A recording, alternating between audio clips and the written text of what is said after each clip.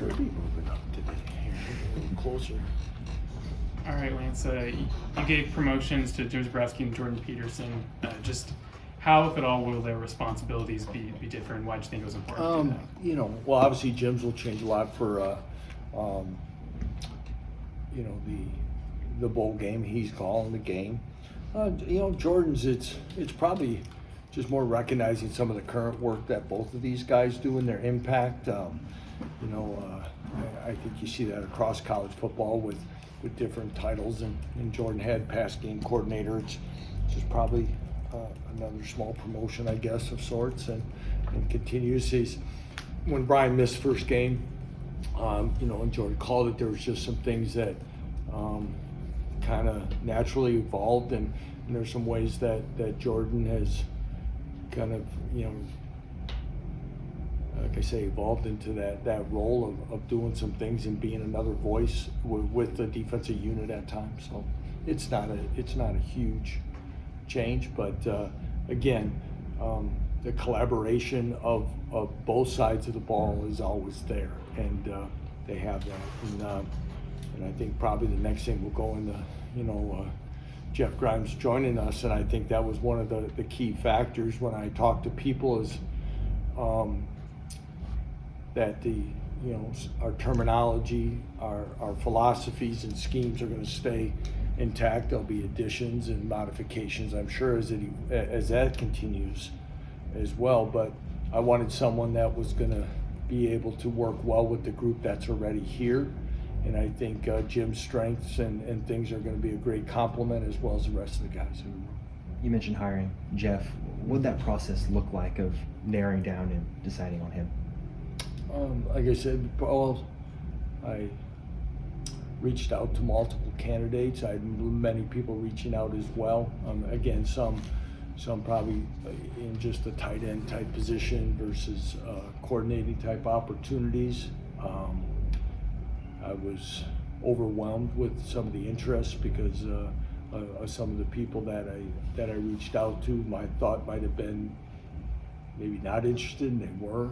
And as it continued, again, that fit of what we're doing, knowledge of the conference, schematics, what else they could add, all those things. And but I also had many members, not just the offensive staff, many members of our program, staff members, talk with Jeff, and because it wasn't going to be, it's ultimately my decision, but I wanted it to be a good fit all the way around. And it just kept, like I said, stacking up to be the right decision. Having the co-OC title for Coach Zabrowski and then for Coach Grimes, what do you imagine that relationship looking like during a game week? Oh, he just got here last night. I mean, again, we're going to continue to look, and our main focus is getting this team ready to play for this game.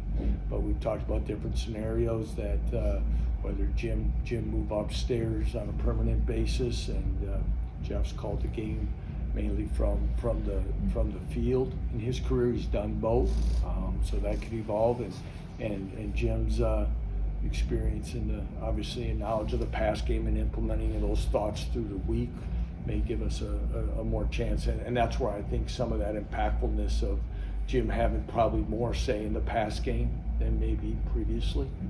But is on game day.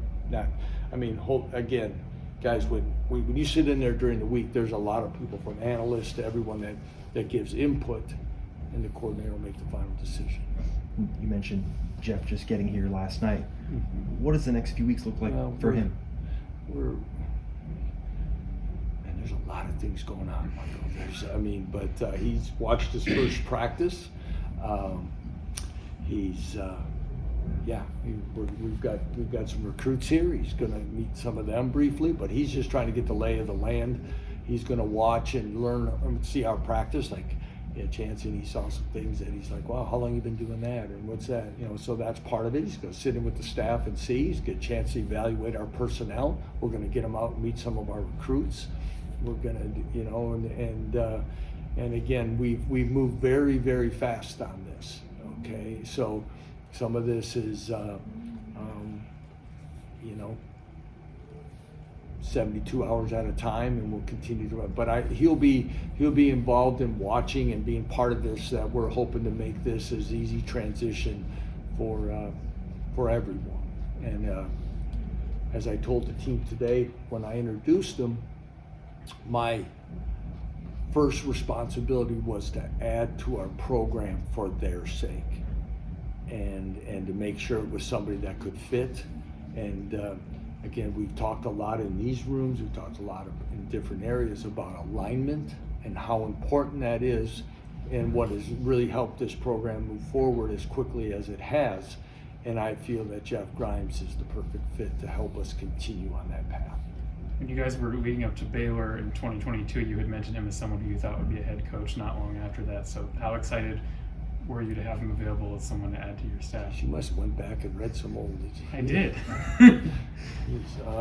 Yeah, I would,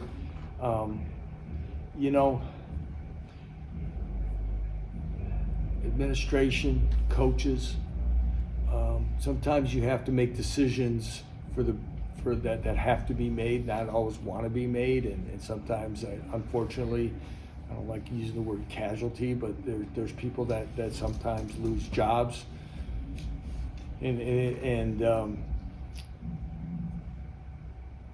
so those things happen in other programs and or in college football or college athletics. Like you said, if you look back after the 21 season, Jeff Grimes was one of the hottest coordinators in the country. Okay, well, that was a team that's picked to take last and won the league. You look at their team this last year; they played a lot of young players, and with young players, unfortunately, can cause inconsistencies and not always the success there. Now, we didn't play them, so we didn't study them. I don't know. Okay, and I didn't really even worry about that. I worry about what I saw in their abilities in the 2 years we did. And as you said, I was extremely excited for his interest. When he was let go, I reached out to him and invited him up and said, did you want to come up and if you want to come up and watch some bowl practice, I'd love to get a chance just to talk with you. And he had said that we were already talking in those regards before the position opened up. Lance, have you had a chance to look ahead to UNLV at all? Yeah, I've gotten through most of their games just in kind of my quick over, as I've been traveling. I've been trying to get through the course of some of their games. I know the staff started on some. We got everybody back in here. Today's Saturday. Thursday after some travel, so preliminary stuff been put together. I haven't watched, again, a great year by them, one of their best years in, I don't know, what they say, 30 years or so, and they do a great job on offense. Schematically, there's some things that, principals that are a little bit, they use option game like we do. They've got, a stable of backs that can make people miss. They got an excellent receiver, a very good tight end that they use. Those have been the two main guys in the pass game, which what I could really see defensively. Unique part of this was, Coach Odom was at Arkansas last year, right around this time is when he got the UNLV job. So, you kind of look back at those Arkansas games from the regular season a year ago in our bowl prep, and you can see some things that carry over to what they're doing this year. So, they beat an SEC team. They played Michigan early in the year. Once they settled in on their young quarterback with an outstanding year, they're a dangerous team, and we've got to be ready. As you guys start the bowls, or you guys start practicing right now, is there any young guys that have caught your attention, or maybe position groups that you haven't seen? Yeah, that's kind of hard. It's great to see, some of our young guys like Taylor Davis is a safety that, shows up yesterday. Logan Brantley is a guy that we made the decision to redshirt after early in the year. Kelvin Clements is going to get a lot of work, and it's going to be great to see him after getting in the Cincinnati game. I'm going to leave guys out if I do that. Johnny Thompson kind of caught my eye here towards the end of practice with a stop and start and kind of leaving, kind of making a guy break ankles there and stuff. And, those are some of the quick ones off the start of some of those. Our two young freshman corners are extremely physical guys who play with great energy. They're going to benefit from this.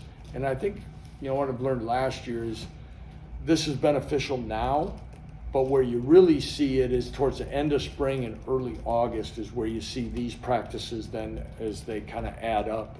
We'll get about 12 or so this time around, take the 15 from the spring, and then those young men have those 27 to kind of build into their next camp. And then we're in the heat of the transfer portal. Just what have you seen from that? And also I want to get your take on how important NIL is with all of this tying in. Well, you see a lot of coaches making comments about it, and it's extremely important. You can't tell. It's not any more than a year ago. You can't tell what's fact or fiction right now. We're holding in there in a lot of different ways. It's you've heard me say many times. It's here to stay. It's needed. I think what gets confused is, the way it works. You say, well, coaches are making all these coaches that make all this money are saying all these things. Well, it isn't like we have a choice that the school, until that, whatever that new proposal was, which I haven't really dove into, but until the models change, it doesn't matter if coaches make $1 or whatever. It doesn't matter if they're saying it's needed. It's and I think that's the part but it's you're going to see you're going to see the gaps widen if something doesn't change, though, in some way. But it is needed. I appreciate the people that have stepped up and helped us in this regard. I think I've seen our players, again, benefit in the right ways for this. And, hopefully, we continue to be strong there.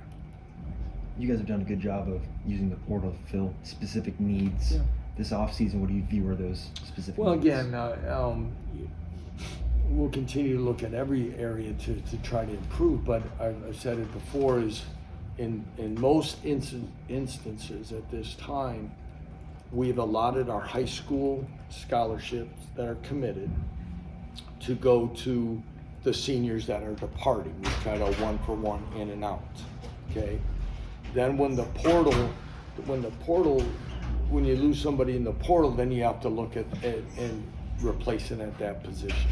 Now, does that mean we're not looking at all positions? Because you don't know when you're going to be surprised or something. But that's probably the best way to say it right now.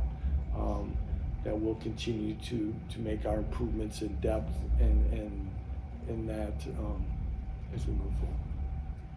Lance, just looking at the success that Jeff's had in the past with quarterbacks like Zach Wilson, et cetera, what do you think he can add to this QB room in making Jalen and Zeke and Cole Ballard better? I don't know if I have one specific thing. I just think, again, Baylor's had some explosiveness, I think, in the past, and I think a great complement of what you do. And I think, we had that with Andy, and I think we've become pretty multiple in all those ways, and that's kind of what we had talked about in the discussions and the people that I talked with was, I believe at this time, what we're doing now is quite a bit added and different than what we did in our first month of games here. And it was different, and it's evolved differently than Buffalo, and it was even different than our last 2 years of Whitewater together. Okay, so it'll change, but it's not going to come in and be a whole new system, and that was important because one person can pick up more than asking 100 almost, and that was important. But now, what parts of those, and I think it's been our philosophy is to take what our players do and try to play to those strengths as best as possible instead of making all these players fit a system. That's the nice thing about what we've always tried to do, in my opinion. Now, what he'll do with those, again, you've mentioned some guys and what they've been able to do. What am I going to say that's going to be for Jalen Daniels next year or Cole Ballard? I don't know at that moment. I'll try to ask him after he watched his first practice if he saw, but I'm sure there will be. So I will say this: I liked some of their screen game and things that they did at Baylor. I thought they had some nice nice things that utilizes some things that hopefully we'll continue to build off of as well. Anything else, Coach? All right, guys, I appreciate it. I thought it would be good with the game here that